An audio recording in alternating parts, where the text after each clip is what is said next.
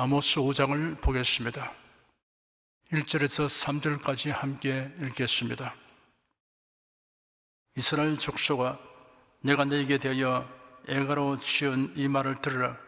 처녀 이스라엘이 엎드려졌으며 다시 일어나지 못하리로다. 자기 땅에 던지우며 일으킬 자 없으리로다. 주 여호와께서 가라사대 이스라엘 중에서 1000명이 나가던 성읍에는 100명만 남고 100명이 나가던 성읍에는 10명만 남으리라 하셨느니라. 선지자는 하나님으로부터 받은 말씀을 사람들에게 전달하고 선포하는 임무를 수행합니다. 예언적 성격을 띤 말씀이 많습니다. 그 말씀에는 구원 소식, 기쁜 소식, 복된 소식이 있는가 하면 심판 소식, 슬픈 소식, 재앙 소식이 있습니다. 선포되는 소식의 어떠함은 그 사람들의 신앙 상태의 어떠함에 결부됩니다. 하나님을 전심으로 경외하고 순종하는 자들에게는 좋은 소식이 선포됩니다.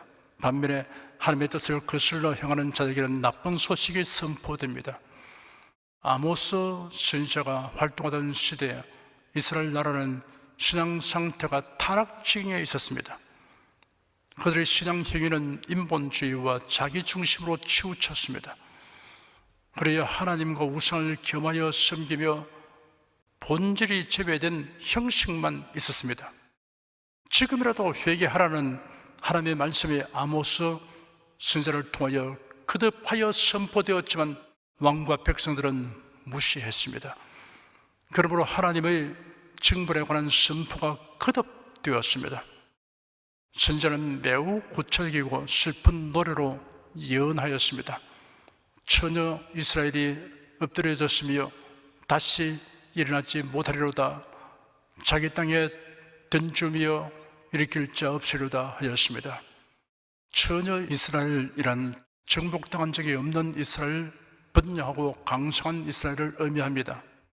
엎드려졌으며 라는 표현은 패망을 가리키는 것입니다. 다시 일어나지 못하리로다 하면 재기불능을 의미합니다. 일으킬 자 없으리로다 하면 도울 자 없음을 의미합니다. 이스라엘 중에서 1000명이 나가던 성읍에는 100명만 남고 100명이 나가던 성읍에는 10명만 남으리라 하면 다수가 망하고 남은 자는 극소수에 불과하게 된다는 뜻입니다. 4절에서 6절까지 함께 읽겠습니다. 여호와께서 이스라엘 족속에 이르시기를 너희는 나를 찾으라. 그리하면 살리라. 베델을 찾지 말며 길갈로 들어가지 말며 브엘세바로도 나아가지 말라. 길갈은 정녕 사로잡히겠고 베델은 허무하게 될 것임이라 하셨나니 너희는 여호와를 찾으라. 그리하면 살리라. 염려컨대 저가 불같이 요셉의 집에 내리사 멸하시리니 베델에서 그 불들을 끌 자가 없을까 하노라. 여호와께서 이스라엘 족속에게 이르시기를 너희는 나를 찾으라. 그리하면 살리라 하였습니다. 살 수 있는 유일한 길을 제시한 것입니다. 질병을 치료하려면 병든 원인을 알아야 하고 그리고 치유법을 알아야 합니다. 이스라엘이 병든 원인은 신앙이 타락하여 혼잡한 신앙을 갖게 된 것입니다. 우상과 하나님을 겸하여 섬긴 것입니다. 그리고 불의와 부정이 만연한 사회가 되었습니다. 그런데 이스라엘은 그들의 신앙적 성지인 베델이나 길갈 혹은 브엘세바로 가면 안전할 것이라는 생각을 하였습니다. 그 성지들은 이미 우상 숭배의 본거지가 되었습니다. 하나님의 가증히 여기시는 종교다원주의와 사람에게 과시하기 위한 형식과 꾸밈뿐인 종교의식이 행하여지는 곳이 되었습니다. 그런데도 그들의 조상들이 경건하게 하나님을 섬겼던 그 장소에 따른 역사만 고려하여 피난처로 삼으려 하였습니다. 만일 오늘날 기독교인들이 우리 선조들이 설립한 교파와 교단이나 건물에 있는 것을 마치 구원을 보장받을 것으로 여긴다면 옛날 이스라엘 사람들과 다를 바 없는 것입니다. 종교다원주의를 묵인하고 비성경적인 설교를 편안하게 들으며 세속화된 예배 의식을 즐기고 있는 것을 문제로 여기지 않는다면 옛날 이스라엘 사람들의 전철을 따르는 것입니다. 하나님의 징벌을 면하려면 여호와를 찾으라는 말씀에 유의해야 합니다. 하나님이 명하시고 기뻐하시는 신앙생활로 돌이켜야 합니다. 7절 한 절을 함께 읽겠습니다. 공법을 인진으로 변하며 정의를 땅에 던지는 자들아. 공법이란 재판 행위와 관련된 모든 것을 가리키는 말입니다. 공법이 그대로 시행되면 사회는 질서 있고 안정되기 마련입니다. 판결을 굽게 하는 일이 공공연하게 되면 백성이 불안하고 비정상적으로 행동하게 됩니다.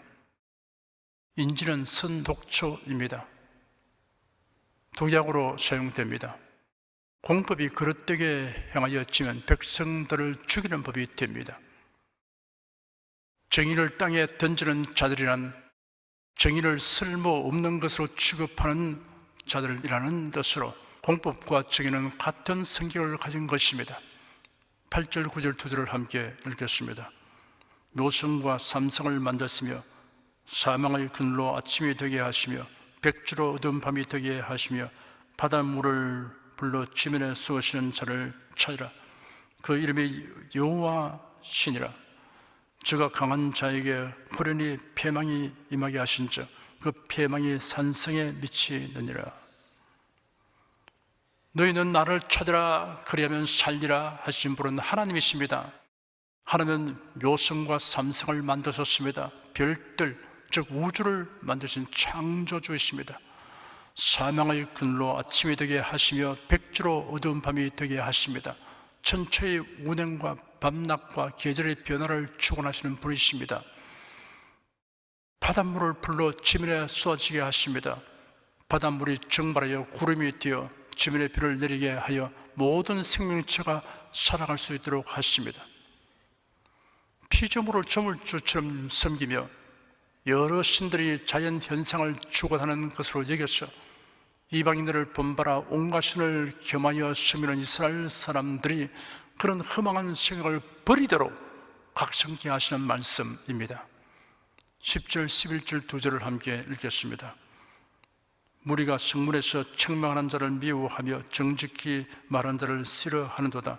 너희가 가난한 자를 밟고 저에게서 미르이 부당한 세를 취하였은즉 너희가 비록 다듬은 돌로 집을 건축하였으나 거기 거하지 못할 것이요 아름다운 포도원을 심었으나 그 포도주를 마시지 못하리라. 너희의 허물이 많고 죄악이 중함을 내가 아노라. 너희는 의인을 학대하며 뇌물을 받고 성문에서 궁핍한 자를 억울하게 하는 자로다.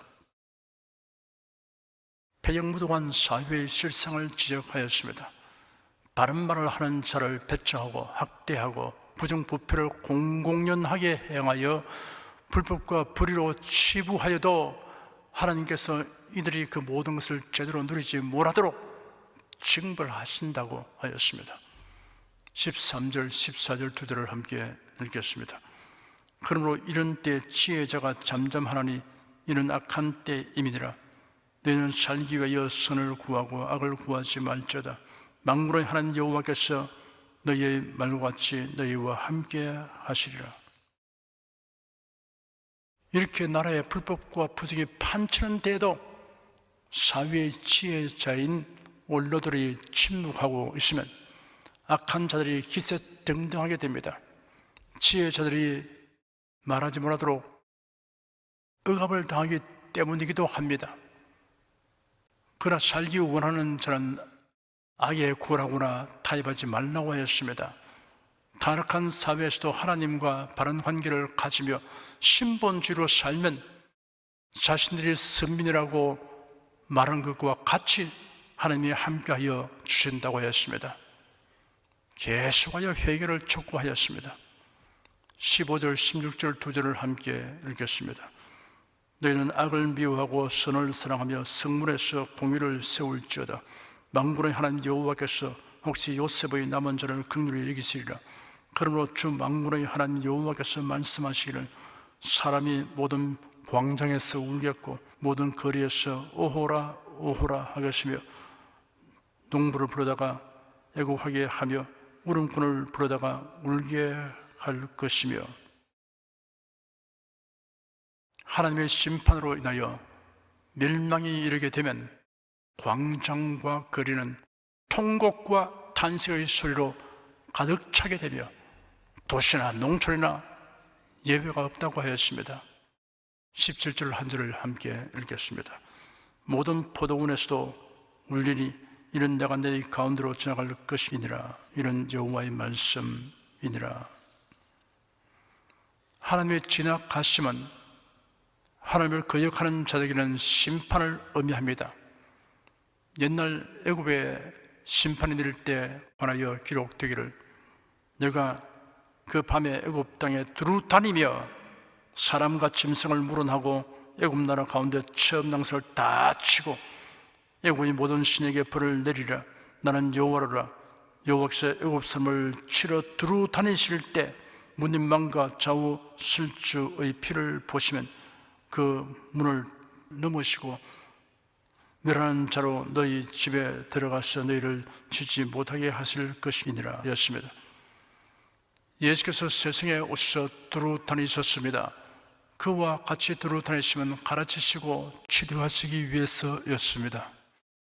기록되기를 예수께서 모든 성과 촌에 두루 다니사 저희 회당에서 가르치시며 천국 복음을 전파하시며 모든 병과 모든 약한 것을 고치시니라 하였습니다. 18절에서 20절까지 함께 읽겠습니다. 화 있을진저 여호와의 날을 사모하는 자여 너희가 어찌하여 여호와의 날을 사모하느냐. 그 날은 어둠이요 빛이 아니라 마치 사람이 사자를 피하다가 곰을 만나거나 혹 집에 들어가서 손을 베게 되었다가 뱀에게 물림 같도다. 여호와의 날이 어찌 어두워서 빛이 없음이 아니며 캄캄하여 빛남이 없음이 아니냐. 여호와의 날은 두 가지 의미를 가집니다. 첫째는 아브라함과 이삭과 야곱의 후손들은 종기와 영광을 얻고 대적들은 멸망에 들은 날을 가리킵니다. 둘째는 하나님께서 인간 역사에 개입하셔서 심판하시는 날을 가리킵니다. 이스라엘 백성은 하나님의 선민이 된 사실에 대하여 그릇된 확신을 가지고 있었습니다. 육신으로 아브라함의 자손이면 다 구원된다는 확신입니다. 이런 확신은 화를 초래하는 것이었습니다. 아브라함의 자손이므로 이방인과 달리 하나님이 누구신가를 잘 알게 되고 하나님을 섬기는 법을 알게 된 것은 놀랍고 큰 특권이었습니다. 그러나 하나님이 계시하신 대로 하나님을 섬기지 아니하면 그 특권은 무익한 것이 됩니다. 그러나 나는 아브라함의 자손이니 어떻게 살아도 된다라고 생각하는 사람은 육적인 이스라엘 사람일 뿐이고 참 이스라엘 사람은 아닙니다. 나는 예수를 믿어 구원을 얻었으니 어떻게 살아도 된다고 생각하는 사람은 참된 그리스도인이 아닙니다. 참된 신자는 그리스도인답게 살기를 힘쓰게 됩니다. 여호와의 날이 자신에게 심판과 멸망의 날이 아니라 구원과 영광의 날이 될 사람은 여호와의 날을 사모할 뿐 아니라 여호와를 기쁘시게 하기를 소원합니다. 거룩함과 경건함으로 살려고 노력합니다. 신성 로마 제국의 프리드리히 1세 황제는 온갖 악행을 저지르면서도 자신이 얼마나 죄를 짓고 있는지조차 깨닫지 못했습니다. 그런데 어느 날 밤 천사가 그 앞에 나타났습니다. 그리고 그가 지은 죄악을 하나하나 지적해 주었습니다. 그런 후에 6이라는 숫자를 말하고 떠났습니다. 왕은 자신의 죄를 모두 뉘우치면서 천사가 준 6이라는 숫자의 의미를 곰곰이 생각했습니다. 이제 나에게 남은 시간이 6시간밖에 없다는 뜻이로구나. 그렇다면 이 시간을 헛되게 보낼 수는 없지 않은가. 그리고 들고 떨리는 마음으로 죽을 준비를 했습니다. 그러나 6시간이 지났는데도 그는 죽지 않고 살아있었습니다. 그런 다시성이었습니다. 6시간이 아니라 6일이란 뜻이었구나. 그런 6일을 그렇게 선하게 살았는데 6일이 지나도 아무 일도 일어나지 않았으면 그는 다시 6을 6주간이라고 생각하고 또다시 6개월이라고 생각했다가 다시 6년이라고 믿었습니다. 6년이 지났으나 브래들리 대왕은 여전히 죽지 않았습니다. 그러나 그동안 그의 삶은 아주 경건하게 변화되었습니다. 우리는 언제 주님이 강림하실지 그 날과 시를 모릅니다. 언제 우리가 천국으로 주님의 부르심을 바랄지도 모릅니다. 그러므로 오늘이라고 하는 하루하루를 최선을 다하며 경건하게 살아야 합니다. 21절에서 27절까지 함께 읽겠습니다. 내가 너희 질기를 미워하여 멸시하며 너희 성회들을 기뻐하지 아니하노니 너희가 내게 번제나 소제를 드릴지라도 내가 받지 아니할 것이요 너희 살찐 희생의 화목제도 내가 돌아보지 아니하리라. 네 노래소리를 내 앞에서 그칠지어다. 네 비파 소리도 내가 듣지 아니하리라. 오직 공법을 물같이 정의를 하수같이 흘릴지로다. 이스라엘 족속아, 너희가 40년 동안 광야에서 희생과 소제물을 내게 드렸느냐? 너희가 너희 왕 식국과 너희 우상 기기운 곧 너희가 너희를 위하여 만들어서 신으로 삼은 별 형상을 지고 가리라. 내가 너희를 다메섹 밖으로 사로잡혀 가게 하리라. 이는 만군의 하나님이라 일컫는 여호와의 말씀이니라. 구약시대 이스라엘은 절기를 지키고 제사를 행하며 하나님을 섬겼습니다. 3대 절기는 유월절, 오순절, 초막절입니다. 제사는 번제, 소제, 화목제가 있습니다. 그러나 그들이 이방신들을 겸하여 섬기며 그들의 제사 행위를 따라 행하였습니다. 솔로몬 성전 건축 이후에 희생 제물과 더불어 찬양대의 찬양이 하나님께 드린 제사의 일부가 되었습니다. 그들은 나팔이나 제금 등의 악기도 사용하였습니다. 그러나 본질을 벗어난 행위이므로 그들의 절기 행사와 제사와 찬송과 연주를 하나님께서 받지 아니하셨습니다. 결국 그들은 다메섹 밖으로 사로잡혀 가게 하려고 하나님께서 말씀하셨습니다. 절기와 제사와 찬양에 있어서 핵심은 이를 행하는 사람이 누구인가 하는 것입니다. 성경에 계시된 하나님만을 경외하고 섬기며 예수 그리스도만을 구세주로 믿어 하나님의 자녀로 거듭난 사람이어야 합니다. 거듭난 사람은 종교다원주의와 인본주의적 신학과 무신론과 공산주의를 철저히 배격합니다. 이런 것들과 일치나 조화를 이루려고 하지 않습니다. 고린도후서 6장에는 의와 불법이 어찌 함께하며 빛과 어둠이 어찌 사귀며 그리스도와 벨라리 어찌 조화되며 라고 기록되었습니다. 기도하겠습니다. 사람들은 자신이 좋아하고 원하는 방법으로 하나님을 섬기려고 하는 패단을 좀처럼 버리지 못한다는 것이 이스라엘의 역사가 보여주고 있음을 우리에게 알게 하여 주시니 감사합니다. 세상의 종교와 하나님을 경외하는 신앙, 하나님의 말씀과 세상의 교훈, 하나님의 뜻과 인간의 뜻을 조화시키려고 하는 이러한 망정된 행실을 철저히 배격하는 교훈을 받게 하여 주시니 감사합니다. 예수 그리스도 이름으로 기도드립니다. 아멘.